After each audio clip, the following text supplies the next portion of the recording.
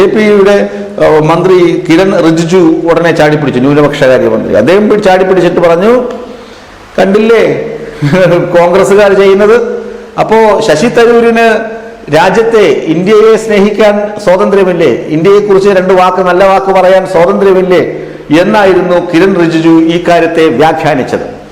അതായത് അവിടെ എപ്പോഴും നോക്കിയിരിക്കുന്ന തരൂരിനെ മറയാക്കി കോൺഗ്രസിനെ എങ്ങനെ ആക്രമിക്കാം, കോൺഗ്രസിനെ എങ്ങനെ ഉന്മൂലനം ചെയ്യാമെന്ന് BJP ക്യാമ്പ് ആഗ്രഹിക്കുന്നുണ്ട്. അതിന് വെടിമരുന്ന് കൊടുക്കുന്നത് പോലെയാണ് കോൺഗ്രസ് ക്യാമ്പ് ചെയ്യുന്നത്. ഇതുപോലെ മണ്ടന്മാരായ നേതാക്കൾ വേറെ ഒരു പാർട്ടിയിലും കാണുകയില്ല എന്നതാണ് പച്ച പരമാർത്ഥം.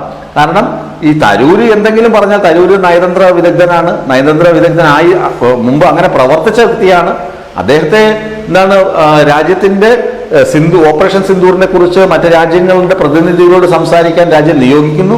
അദ്ദേഹം അവിടെ പോകുന്നു, അതുമായി ബന്ധപ്പെട്ട കാര്യങ്ങൾ സംസാരിച്ച് തിരികെ വരുന്നു.